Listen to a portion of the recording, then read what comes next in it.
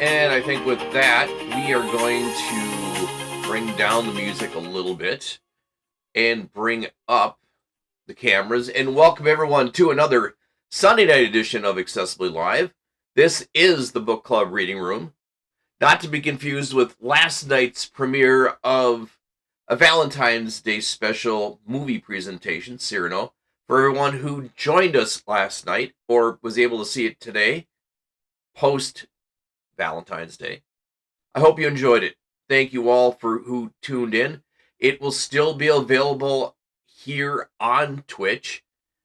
And let me know what you guys thought about the movie. It was a lot of fun. The ending, I'm sure most of you weren't expecting. But I hoped it was a fun time for everyone, and I want to thank everyone for stopping in. Tonight, we are continuing. We are in the home stretch for the final chapters of Nancy Drew, Secret of the Old Clock. We will be whittling down chapters 17, 18, 19, and 20 tonight. And then next week, the finale of Nancy Drew and the Mystery of the Old Clock. If you guys get a chance, and I appreciate everyone who stopped in yesterday, if you please, if you haven't done so, please like and subscribe. It helps the algorithm out here and when you guys are watching also on YouTube for the show. And I appreciate everyone who does that. I'm excited. This has been a good book. For those of us who have never read a Nancy Drew Mysteries and read, say, The Hardy Boys, Alfred Hitchcock and the Three Investigators, Mike Mars, and many others back in the late 60s, 70s, and 80s. This has been a good read, and I hope you guys have enjoyed it. This show, for those of you who know me by now and know what I'm about to say, this is the show where I read to you. Plain and simple. I read many different stories, many different short stories and chapters out of books, plays, scripts, poetry. We read this kind of like the way the librarians used to do it many, many years ago. And they would sit us in a semicircle and they would read and they would show us the pictures. But no pictures with this, unfortunately, but we do read a good story, I hope. And tonight we are going to continue reading because we are going to be diving in, first of all, to chapter 17 of Nancy Drew and Mystery of the Old Clock, Secret of the Old Clock. Now, for those who remember last week, we left off, Nancy had recovered the clock and had found the paperwork that she was looking for. Well, she now has to tell the detective that she's riding home with that she has this clock, which was technically stolen property. Yeah, let's let's see how Nancy gets out of this one without being thrown in jail and her father, Carson Drew, having to come and bail her out. If you're all ready, let's get started. Chapter 17, Strange Instructions. For the next few seconds, Nancy's mind worked like lightning as she rehearsed what she would say to Officer Cohen. One idea stood out clearly. The police were concerned in the theft of the furniture, so she would hand over the clock, but they were not involved in locating Mr. Crowley's missing will. For this reason, the young sleuth felt justified in keeping the notebook. She would turn over to her father and let him decide what deposition should be made of it. After all, Nancy told herself, Dad is handling the Crowley case for the Hoovers and even the Turners, and Mrs. Rowan, by the way. By this time, she and the trooper had reached her car. Would you like me to drive? He asked. Whatever you wish, Nancy replied. But first, I want to show you something, she added, and opened the front door to her. I have some stolen property here. What? Nancy quickly explained that she had taken the responsibility of trying to learn whether or not the van had held the stolen furniture. I recognized a few of the pieces and possibly the clock from the Tophams had told me about. I took that out to examine it. Then I never got a chance to get it back without being caught. I'm sure the Tophams will identify the clock as their property. Nancy explained. The explanation seemed to satisfy the officer. I'll take it to headquarters, he said. Let's go. She laid the clock in the rear seat, then slid behind the wheel and drove off. It was nearly midnight when Nancy, tired and worn out from a long drive, reached the Drew home in River Heights. As she drove into the double garage, she noticed that her father's car was gone. A glance at the house disclosed that the windows were dark, with the exception of a light in the hall. Hannah Gruen must be in bed. Of course she's not expecting me, Nancy reasoned. I wonder where Dad could be. Oh, I hope he'll get home soon. I want to tell him about my discovery right away. After locking the garage door, she went into the kitchen entrance and let herself in. Her eyes lighted on the refrigerator, and suddenly Nancy realized that she was very hungry. Many hours had passed since she had eaten. Ugh, food, she thought. Just then Nancy opened the refrigerator and heard steps in the stairway, and Hannah, wearing a sleepy look, appeared in robe and slippers. Nancy, cried the housekeeper, instantly wide awake. Surprise, Hannah!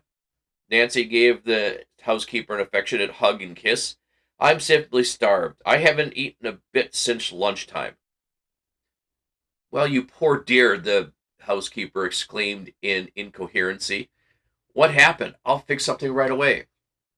As the two prepared a chicken sandwich, some cocoa, and Hannah cut a large slice of cinnamon cake, over which she poured hot applesauce, Nancy told her of the adventures.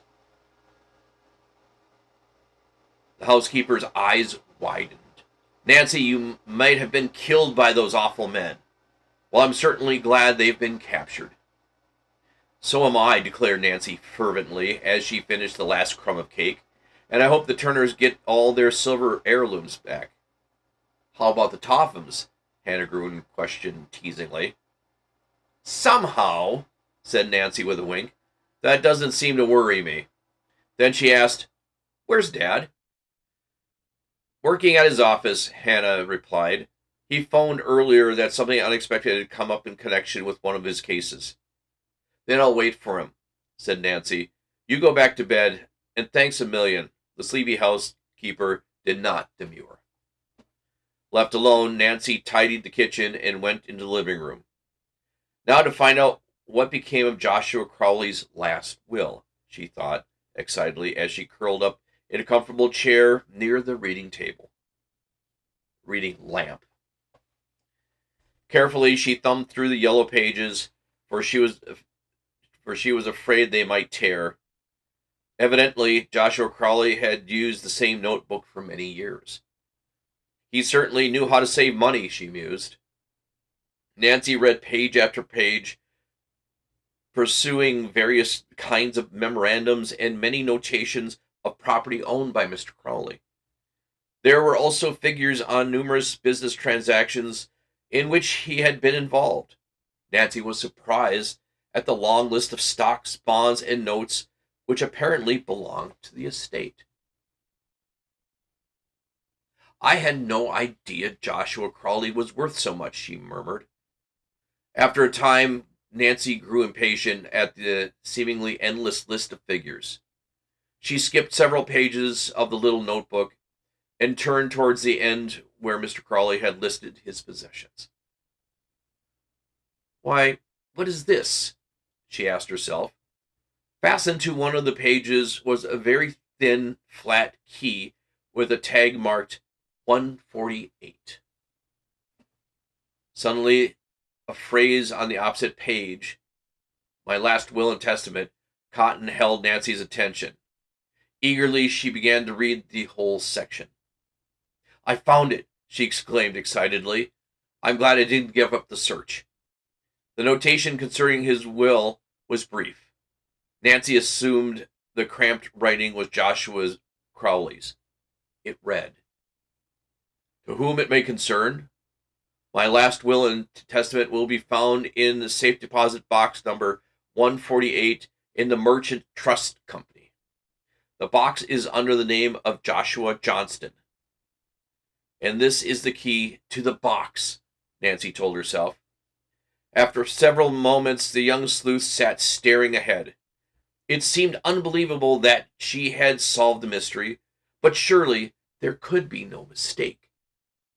The date of the entry in the notebook was recent, and the note and the ink had not faded as had on the earlier pages. "There is a latter will," Nancy exclaimed aloud. "Oh, if only it leaves something to the Turners, the Matthews, and Abby Rowan, and the Hoover girls. Then Allison could take voice lessons, and little Judy would be taken care of." And Nancy hurriedly read on, hoping to learn something definite. But although she carefully examined every page of the book, there was no other mention of the will or any clue to its contents. No wonder the document didn't come to light, Nancy mused. Who would have thought to look for it in a safety deposit box under the name Joshua Johnston? In his desire for safekeeping, Joshua Crowley nearly defeated his own purpose. Her thoughts were interrupted as she heard a car turn into the driveway. Rushing to the window, Nancy saw her father pull into the garage. She ran to meet him at the kitchen door. "Why, hello, Nancy," he greeted her in surprise. "If I had known you were here, I'd have come home sooner. I was doing some special research on a case. Back from Moon Lake ahead of schedule, aren't you?" "Yes," Nancy admitted, trying to hide her excitement, "but for a good reason." Before her father could hang up his hat in the hall closet, she plunged into the story of her adventures and ended by showing him the notebook which she had found in the mantel clock. When she finished, Carson Drew stared at his daughter with mingled pride and amazement. "You're a good detective, Nancy. You've picked up an excellent clue," he said. "Dad, I thought it best not to tell the police about the notebook. I don't want to reveal the secret to another will to the executor mentioned in the old one." "Do you mean Mr. Topham? I agree," the lawyer said. The new will may name someone else as the executor," he smiled. "I think you and I should try to see this will, but," he added, "which merchant and trust company is it in? There must be dozens of banks by that name." Nancy snapped her fingers. "Dad, I believe I know. You recall that Judge Hart and his wife told me they had seen Joshua Crawley in Masonville a couple times, and there's a merchant's trust company in there." Mr. Drew looked at his daughter admiringly. "I believe you have the answer, Nancy, and the judge will be the man to help us. I'll phone him in the morning. Well, I guess we both need some sleep." As the lawyer kissed his daughter good night, he added, "My dear, you were in highly serious danger when you encountered those thieves. I don't like to have you take such risks. I am very grateful indeed that you are back home safe." "The Tophams aren't going to thank me when they find out what I've done," Nancy said as she went up the stairs ahead of her father. "And rather, we may have a battle on our hands, Dad." "That's right, Nancy.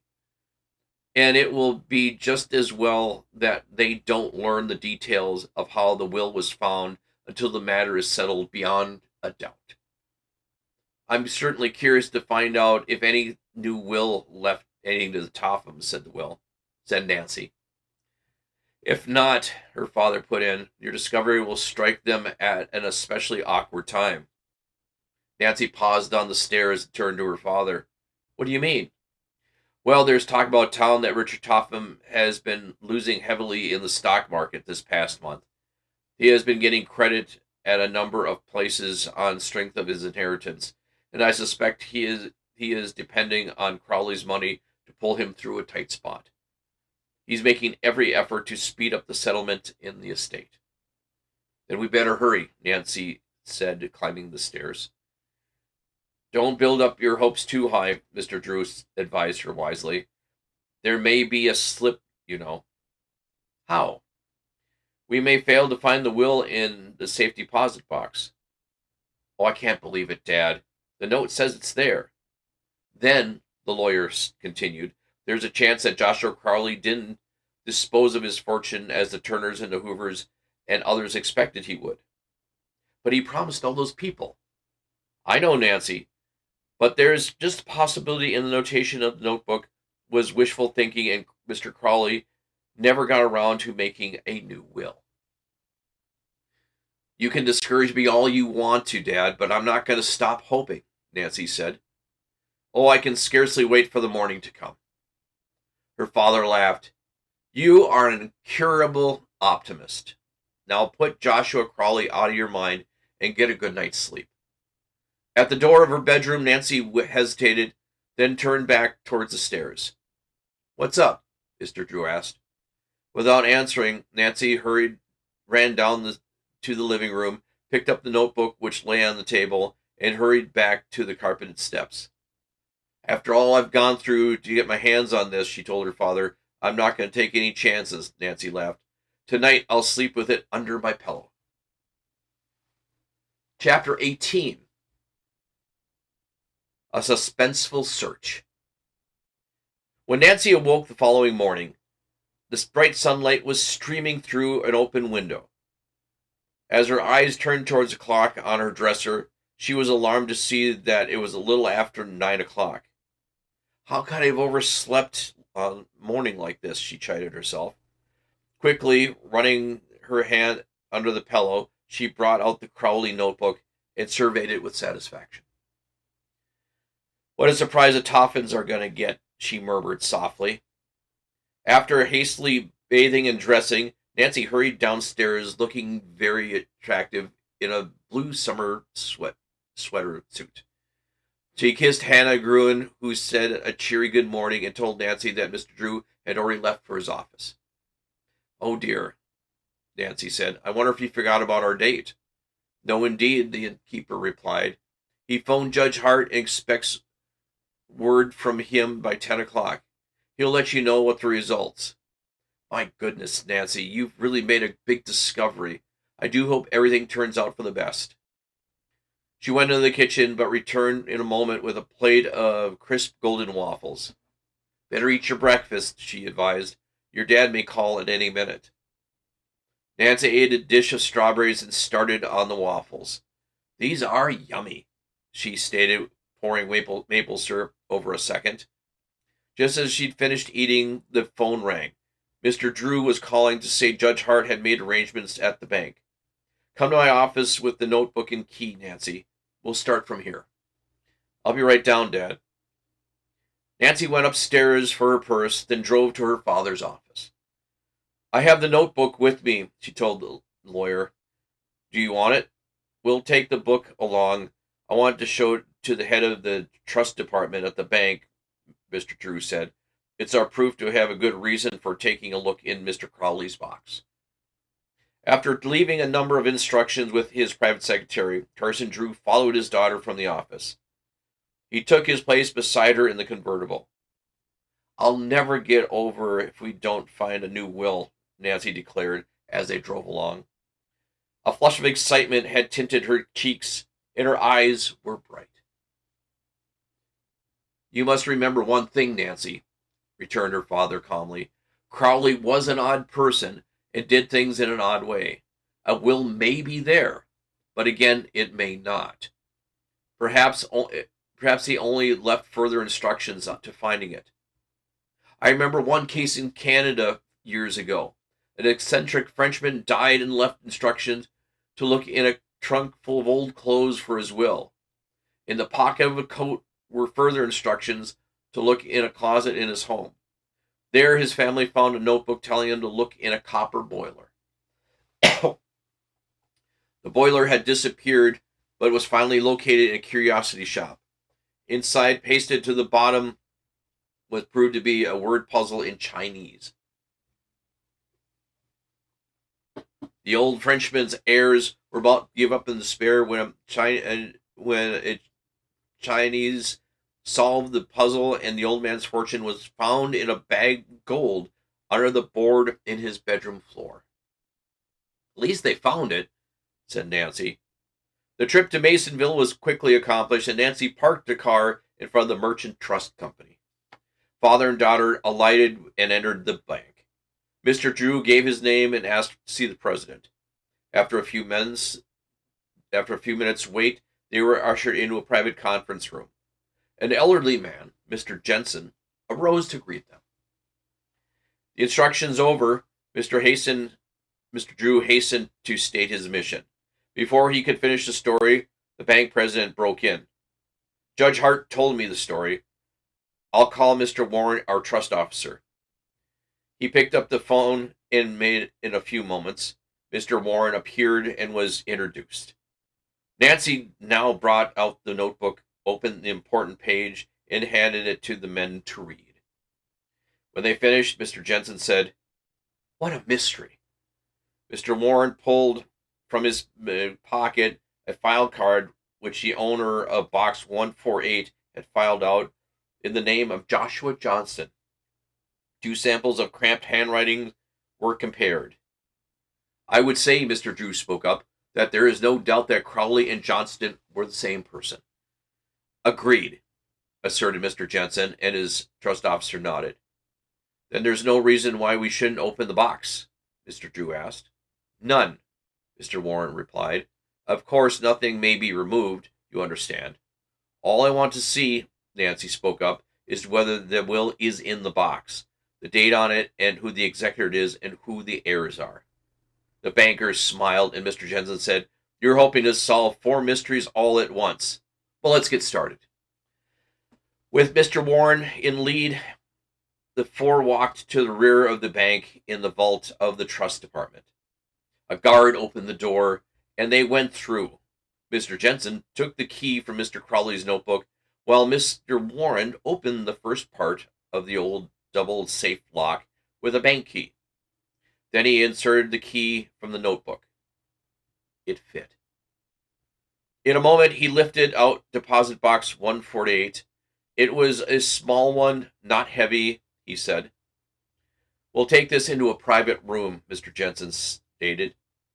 He, Nancy, Mr. Drew followed the trust officer down a corridor of cubby holes until they reached one office that was not in use. "Now," said Mr. Jensen when the door was closed behind them, "we shall see if any of the mysteries are solved." Nancy held her breath as he raised the lid of the box. All peered inside. The box was empty, except for one bulky document in the bottom. "It must be the will," Nancy exclaimed. "It is a will," Mr. Jensen announced, after a hasty glance at the first page. "Joshua Crowley's last will and testament." "When was it written?" Nancy asked quickly. "In March of this year," Mr. Jensen replied. "Oh, Dad," Nancy cried, "this was later than the will Topham submitted for probate." "That's right." "Let's read it right away," Nancy begged. Mr. Jensen handed the sheet to Mr. Drew. "Maybe you can decipher this. The handwriting is too much for me." The lawyer took the will. Then, as Nancy looked over his shoulder, he haltingly read aloud, giving interpretation rather than word-by-word account. "Mr. Jensen, Mr. Warren, your bank has been named as executor," he said. "Very good," the president smiled. "But I expect Mr. Topham won't be happy to hear this." Mr. Drew turned to the last page. "The signature of Joshua is in order," he remarked, "and there are 2 witnesses, Dr. Nesbitt and Thomas Wackley. No wonder he didn't want to come to light. Both those men died in April." As Nancy tried to decipher the handwriting, she noticed to her delight that the Hoover girls and Abby Rowan were mentioned. At the moment, the president said, "Mr. Drew, the bank's regular lawyer had just left for Europe on extended vacation. Since you and your daughter have solved the mystery and are so vitally interested in this, would you handle this case for us?" Nancy's eyes sparkled. Mr. Drew smiled. I would certainly be very glad to, he said. What instructions do you have for us? Mr. Warren asked. Mr. Drew thought for a moment and said, because of this unusual aspects of this case, I believe the first of all, I would like to have you, I'd like you to take photostats copies of the will made so I can study the contents carefully. We'll be happy to do that, Mr. Jensen replied. And then, I am sure everything is legal, said Mr. Drew went on. I'll deliver the original for the probate and notify the people who will benefit from Mr. Crowley's estate. Fine, Mr. Jensen said. We have photostatic equipment right here. I'll have a couple of copies made for you while you wait. Or shall I send them to your office? Mr. Drew glanced at his daughter. We'll wait, he said, smiling. While the photostats were made, Nancy's mind was racing. Oh, I hope Allison receives enough money to pay for singing lessons, and the other deserving people get nice amounts, she whispered to her father, who nodded. The wait seemed interminable to Nancy, who could not sit still. She walked back and forth until her father remarked teasingly, You're like a caged lion. Nancy pouted. At least I'm not growling, she said as Mr. Drew grinned. Soon a messenger brought back the will, and together with 2 photostats of the document. Thank you, said Mr. Jensen, who handed the photostatic copies to Mr. Drew. I'll work on this at once, the lawyer promised as he put the papers in his briefcase. Then he and his daughter left the bank. Mr. Drew insisted that he and Nancy stop for lunch and refused to let her look at the will while they were waiting to be served. Relax, young lady, he warned. There is no point in letting any prying eyes know our secret. As he saw his daughter's animation fading, Mr. Drew also said, Suppose you come to my office with me and we'll work on the problem together. I'll have the will typed. In this way, its full meaning can be understood more easily. Oh, thanks, Dad, said Nancy. In the lawyer's office, the young sleuth sat down beside the typist, Miss Lambie. As each page came from the machine, Nancy read it avidly. Mr. Crowley certainly seemed to know the correct phraseology for drawing up a will, she remarked.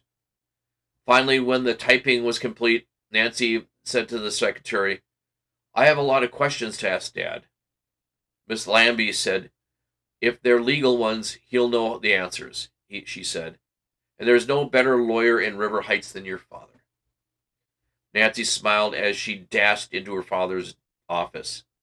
The 2 Drews sat down to study Joshua Crowley's last will and testament.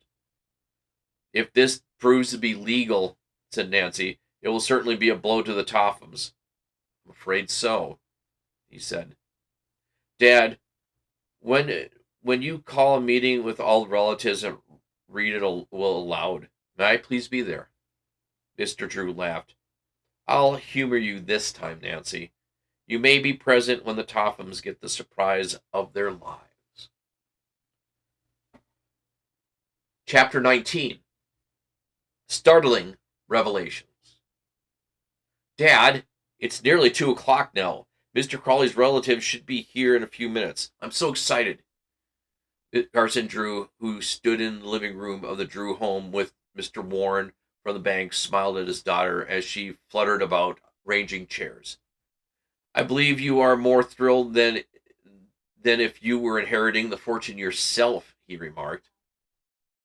I am thrilled, Nancy admitted. I can scarcely wait until the will is read aloud. Won't everyone be surprised? Oh, yes, the Tophams will be... Oh, sorry. Especially the Tophams. Do you think they will come? Oh, yes, the Tophams will be here. And unless I'm mistaken, they will bring a lawyer with them. Just as soon as they learn that another will has come to light, they will begin to worry. They certainly want to hear what is in this one. And are you certain the will can be found? We found can't be broken? Nancy asked inquisitively. Of course I can't be certain, Nancy, but I have gotten over it carefully, and as far as I can tell, it's technically perfect. I also asked a couple of lawyer friends, and they agree. Joshua Crowley was particular in some ways, but he was a very smart man. I promise you the Tophams will have a difficult time trying to contest this will. The bank will help you fight it, Mr. Warren put in. With the exception of Abby Rowan, who is still confined to bed, all the old gentleman's relatives had promised to be present. Grace and Allison Hoover, although not relatives, had also been invited. It's too bad Mrs. Rowan can't come, said Nancy, but I'll take the news to her this very afternoon. The size of the fortune will probably be a great surprise to everyone but the Tophams, said her father with a smile. Nancy, you did a remarkable piece of detective work. It was fun, she said modestly. I can't believe, and I can hardly wait to have it all cleared up. We may have some few minutes, we may have some trying times with the Tophams, Nancy, her father said. Yes, I suppose I expect anybody who would be sorry to see fortune slip away. Dad, did I see Grace and Allison walking up the stair the walk now? Nancy announced, looking out the window. Indeed it was. She greeted them with kisses and escorted the sisters into the living room, where she introduced them to Mr. Warren. As Allison sat down, she whispered to Nancy, Is it true a latter will has been found? You and Grace have no cause to worry, Nancy assured her with a mysterious smile. The doorbell rang. This time Nancy admitted Edna and Mary Turner, who were dressed for a party, and with them was little Judy, who threw herself into Nancy's arms. A few minutes later, the Matthew brothers, William and Fred, arrived. I guess everyone is here except the Tophams, Mr. Drew commented. We had better wait for them a few more minutes. There was no need to wait. For the moment the bell rang sharply, Nancy opened the door, and the four members of the Topham family walked in haughtily, merely nodding to the others in the room. As Mr. Drew had predicted, they were accompanied by a lawyer. Why have we been called here? Mrs. Topham demanded, addressing Mr. Drew. Have you the audacity to claim another will has been found? I have a will written only this past March, Mrs. Topham, Carson Drew replied evenly. And I'd like to introduce you all to Mr. John Warren, trust officer of the Merchant Trust Company of Masonville, who has been named as executor. It's preposterous, Mrs. Topham stormed. Joshua Crowley made one will only, and in that he left everything to us with my husband as executor. It looks like a conspiracy to me, added tartly, as she gazed coldly upon the room. Isabella did not speak, but tossed her head contemptuously.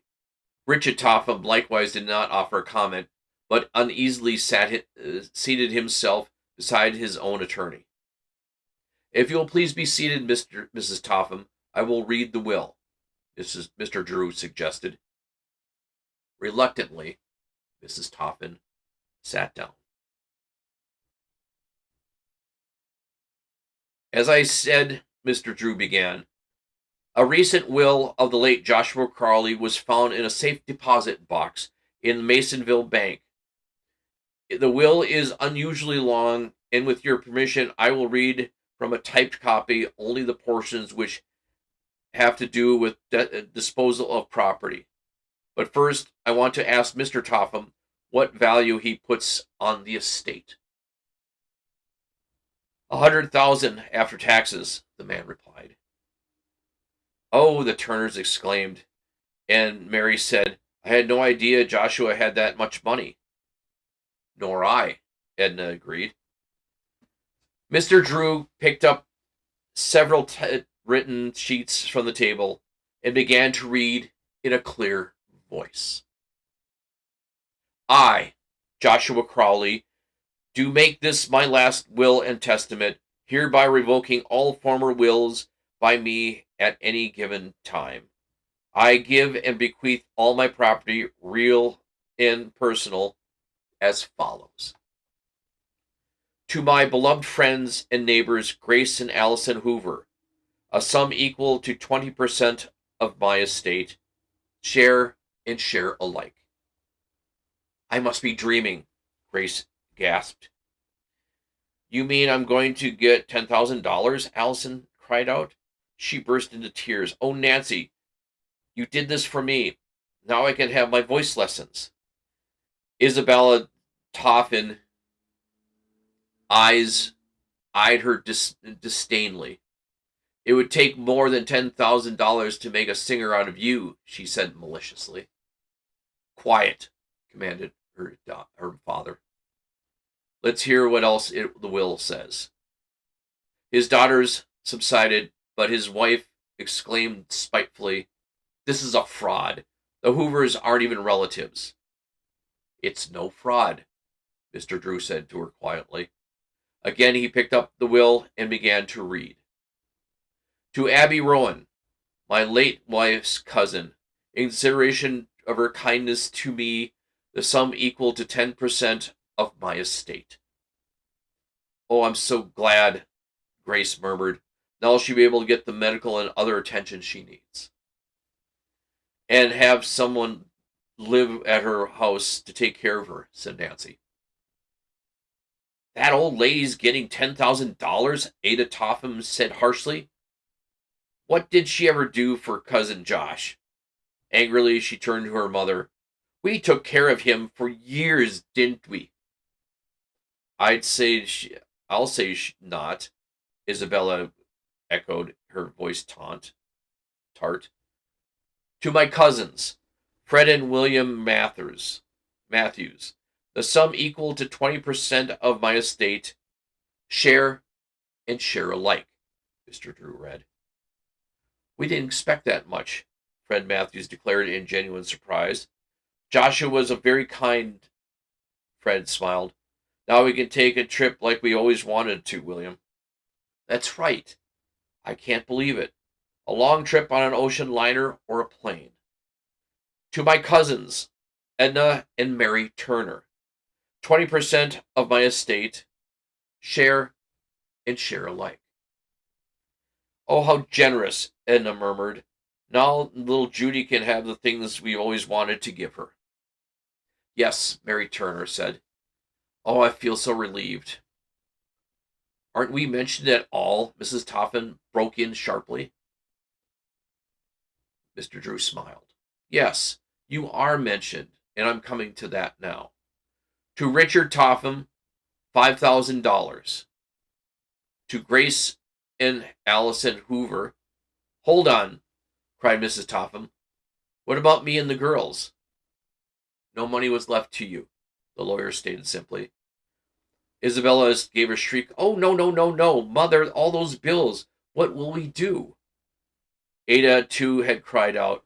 We'll have to go to work. Oh, I can't bear the thought of it.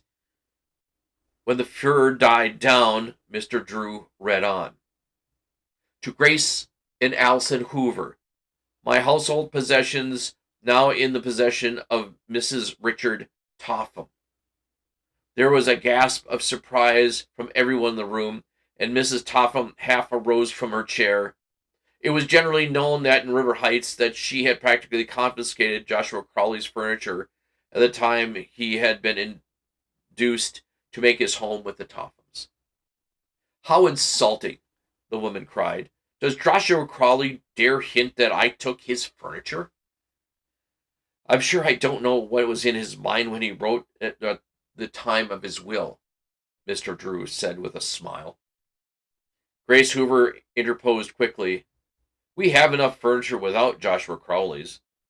Allison nodded. We won't take any of it from you, Mrs. Topham.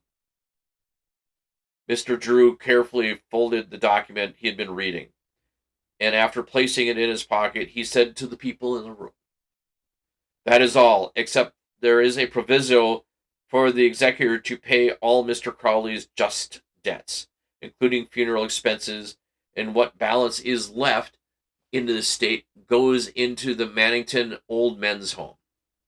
I understand Joshua Crowley kept his assets in liquid state. It will not be difficult to convert the estate into cash. For that reason, I I think that it should be possible to draw on your inheritances at once." Ada wheeled upon Nancy, her face convulsed with anger. "You engineered this whole thing, Nancy Drew," she accused bitterly. "Anything I've done, I'm happy about," Nancy answered. "We'll break this will," Mrs. Topham announced firmly. Chapter 20. A happy finale. I'll explain chapter 20 to you guys when I get done with it. I have a surprise for you.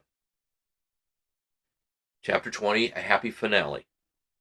"Of course, you may take the matter to court if you'd like," Mr. Drew responded to Mrs. Topham's threat, "but I warn you it will be a waste of your time and money. If you don't wish to accept my judgment, ask your own lawyer." "Mr. Drew is right," the other lawyer said, after rising and looking carefully at the legal documents which Mr. Drew took from his pocket. "Oh, he is he?" Mrs. Topham retorted. "If that's all you know about law, you're discharged. We'll get another lawyer and fight to the last ditch."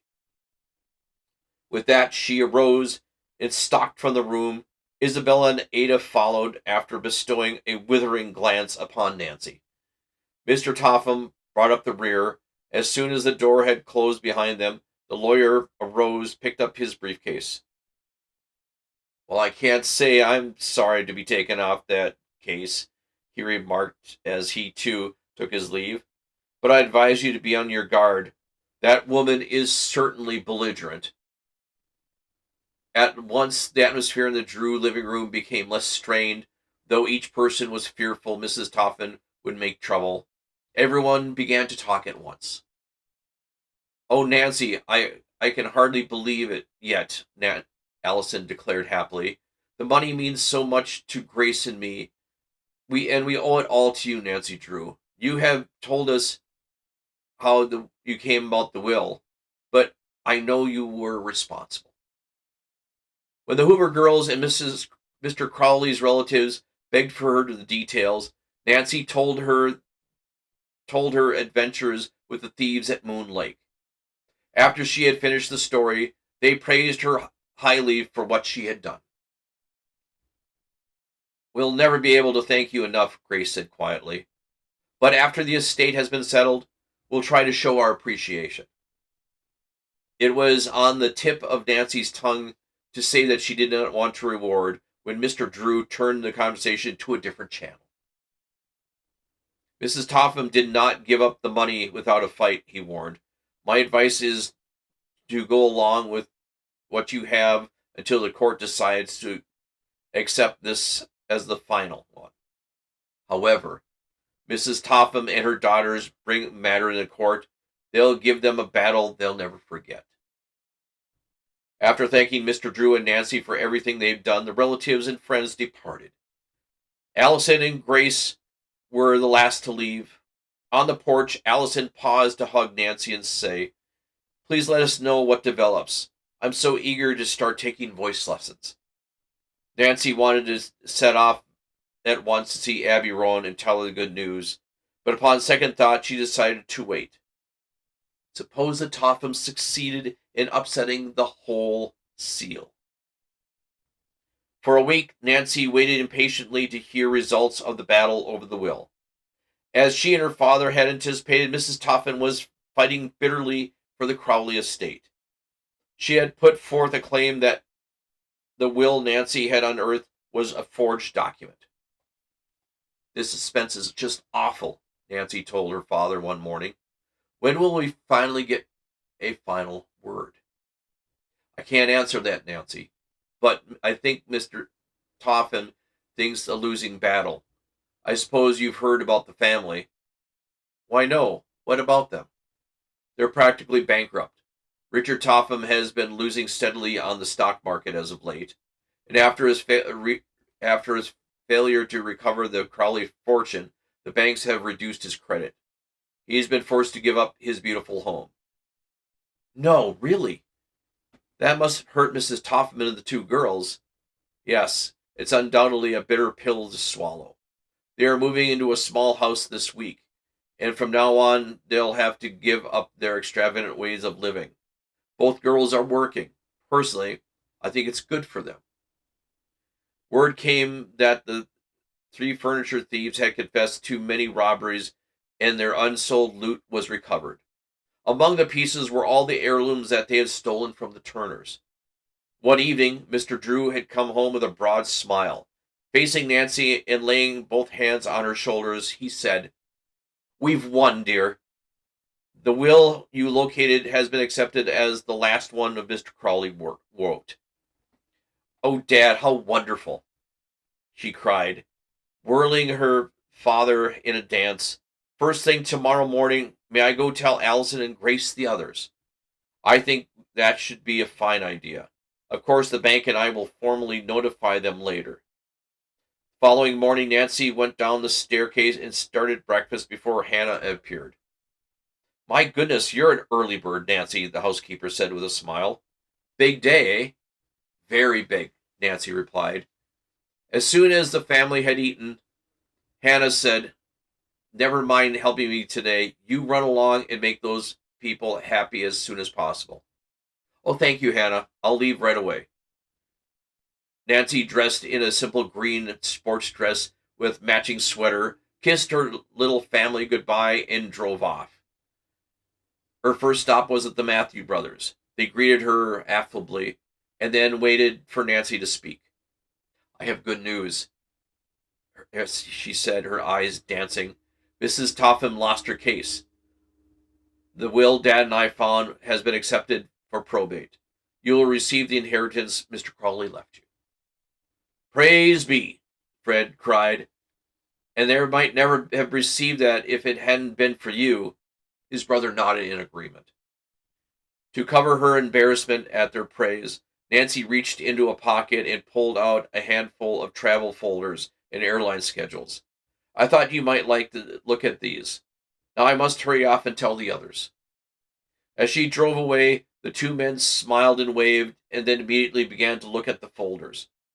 "I hope they have a grand trip," Nancy thought. Half an hour later, she pulled into the Turner home. Before the car stopped, Judy came racing down from the front door. As Nancy stepped out, the little girl threw herself into the young sleuth's arms. "Nancy, guess what? My aunties found an old doll that belonged to my mommy, and they gave it to me. Come and see her. She's pretty as can be." Judy pulled Nancy by the hands up the steps into the house. "There she is," the child said proudly, pointing at the curly-haired doll seated in the rocking chair. "Why, she's darling," Nancy commented. "And Judy, she looks like you, dimples and all." Judy nodded. "And Aunt Mary says she looks like Mommy did when she was a little girl. So I'll always be able to take good care of my dolly." At this moment, her great aunts came from the rear of the house to greet the caller. "I see," said Nancy, that you made Judy very happy. And now it's my turn to pass along good news to you." And she told them about the inheritance. The women smiled happily, and tears came to their eyes.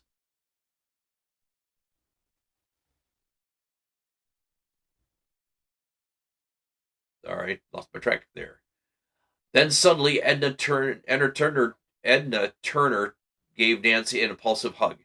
"You dear girl," she half sobbed with joy. "Now Judy will always be taken care of. and receive the kind of schooling we think she should have. Mary kissed Nancy and thanked the young sleuth for her untiring efforts to see justice done. Judy, meanwhile, looked on in puzzlement at the scene. But sensing that it had called for her participation, she grabbed up the new doll and began to dance around with it. Now you can go to school too, Carol, she told the doll. It was hard for Nancy to break away from the Turners, but she reminded them she had 2 more calls to make. But come back soon, Judy said. When Nancy arrived at Abby Rowan's, she was delighted to find her seated by the window in a chair. Her kind neighbor, Mrs. Jones, was preparing food for the invalid. To this, Nancy added a jar of homemade beef broth and a casserole of rice and chicken, which Hannah Gruen had insisted upon sending. Can you stay a little while? Mrs. Jones asked. I ought to run home for a half hour, then I'll come back. She's been so kind, Abby Rowan spoke up. Today she took my laundry home to wash and iron. After the woman had left, Abby went on, the folks around here have been very thoughtful to me, but I can't impose on them any longer. Yet I haven't any money. Nancy took the invalid's hand in hers and smiled. I came to tell you that now you have lots of money, left to you by Joshua Crow. What? You mean I won't have to depend on the little pension anymore? Oh, bless Joshua, Nancy. I can't believe that my cousin would go. I could never believe that my cousin would go back on his word. Nancy ate both broth and crackers with Abby Rowan and told her the whole story. The old woman's eyes began to sparkle and color came to her cheeks. Oh, this is so wonderful, she said. Then she chuckled. It does my heart good to know you outwitted those uppity Topham women. Nancy grinned and then said soberly, if I hadn't become involved in this mystery, I might never have met wonderful people. Their names aren't Topham. Abby Rowan laughed aloud the first time Nancy had heard this.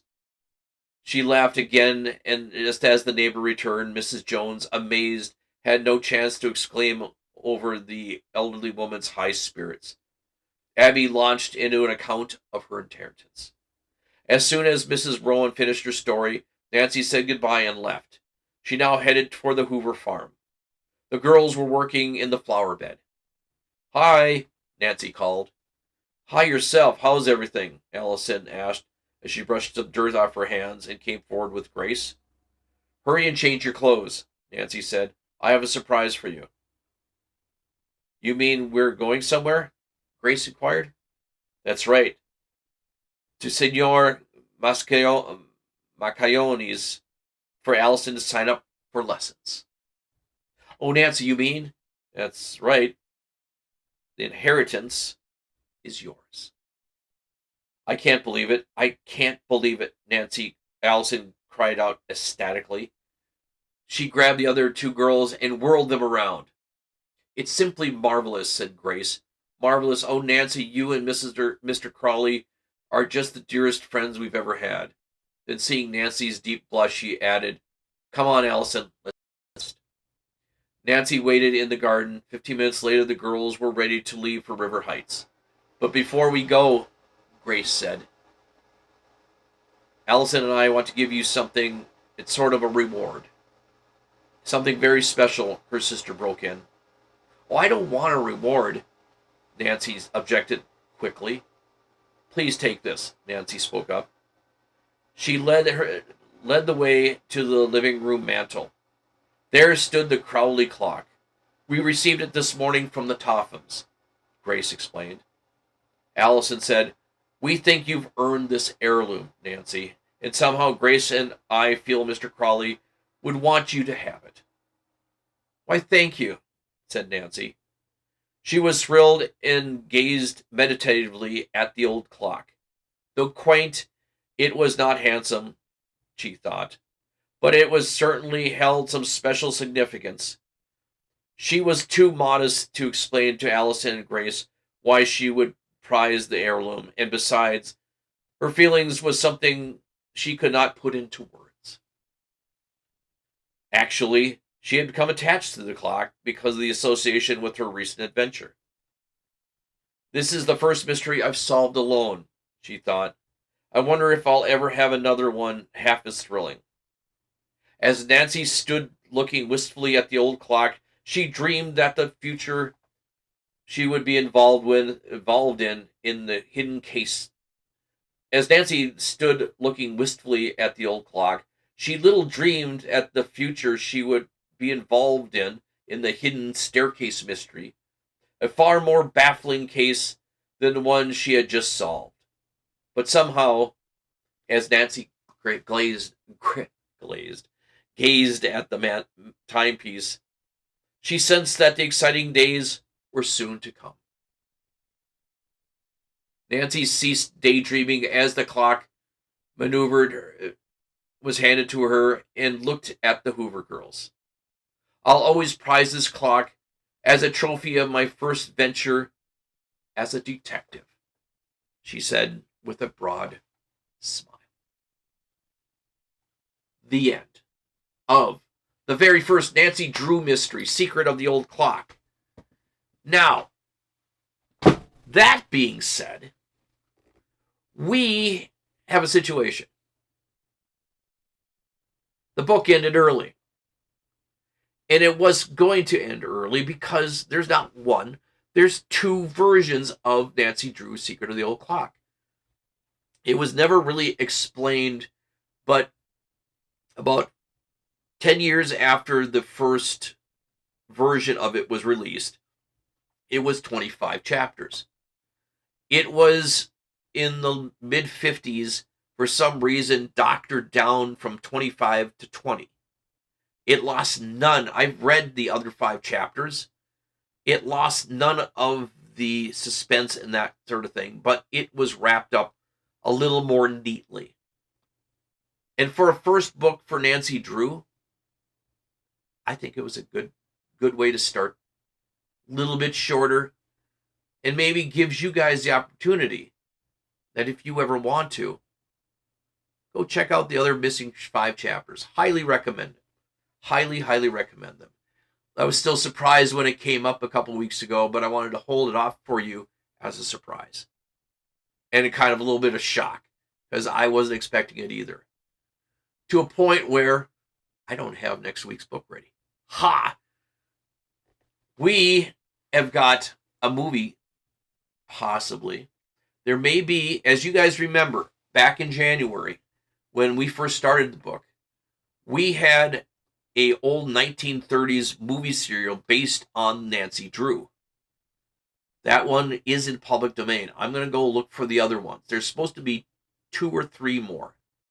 So I'm going to try to find those for us to show here on the channel.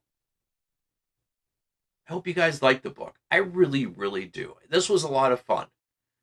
And it would have been a little bit nicer, I think, to give you guys the entire thing, but I wanted to start off a new series of books a little more simplistic. And with the rest of them that are, that's a little bit longer, we can get into that later in the year, perhaps. I mean, we did read Nancy Drew, and I did promise you guys a few weeks back that, yeah, eventually we would read another Hardy Boys mystery. And that will also be coming this year as well. That being said, we are working on a surprise for you guys, for everybody who watches here. And as I said, if you guys get a moment and you've enjoyed reading along or listening to Nancy Drew, Secret of the Old Clock, please don't forget to like and subscribe. It helps us out 110%. When you guys do the like, check the thumbs up, it helps me here and on YouTube, Twitch and YouTube, to make sure that I keep doing fun programming for you. Both the books and the movies. As I said at the beginning of the show tonight, thank you all for tuning in last night for Valentine's Day 2026 for Cyrano, starring the legendary Jose Ferrer. Because this show is piggybacking the movie from last night, the movie may not be around much longer on Twitch. If you have friends, tell them if they like good romantic adventure, tell them to tune in. Tell them to log in, set up an account, and say hello, and let me know where they are watching from. That's why the email is here. JoelK_OG at protonmail.com. We've had a lot of people reading in and enjoying it. And it's been nice having you guys letting me know where you guys are watching from. And I've actually had a few suggestions on upcoming books. A couple of them I can't read because they're not in public domain. One of them, somebody suggested an idea that I'm going to try and do. There is a book that 2 years ago was supposed to go into public domain, but the family put it back into control, which is not a bad thing. But it's a very specific book that I would love to read for you, because with what goes on in the world right now, it's not a bad thing. But until I can get approval, I'll hold off until I get notification. Now, as we do with every show, we do a final quote for the night, similar to what we do on the Thursday night shows. Tonight, Henry Ford, the legendary creator. When everything seems to be going against you, remember that the airplane takes off against the wind, not with it. When everything seems to be going against you, remember that an airplane takes off against the wind, not with it. Sometimes we get battered, we get bruised, we get broken because we are struggling against something a little bit crazy. Those headwinds that an airplane goes up against helps lift it up. And perhaps in some of the struggles we deal with, we get a nice headwind and lifts us up and out of our problems. Always keep trying, always keep working on it. Don't give up. There's too much stuff going on out there that can lock us down and make us feel like garbage. Don't let it get you down. I'm going to get out of here. Thank you guys for tuning in and being with us for the final chapters. Yes, the final chapters of Nancy Drew's Secret of the Old Clock. I'm glad you guys were here with us. Be well, be safe, be kind. Don't forget to enjoy the week ahead. If you got nice weather where you are, hope you're enjoying it. This Thursday, we are going to be doing the Conversation Station as always. Come join us. 7 p.m. Central Standard Time here on Twitch. Take care, you guys. Have a wonderful night, and we will see you next time.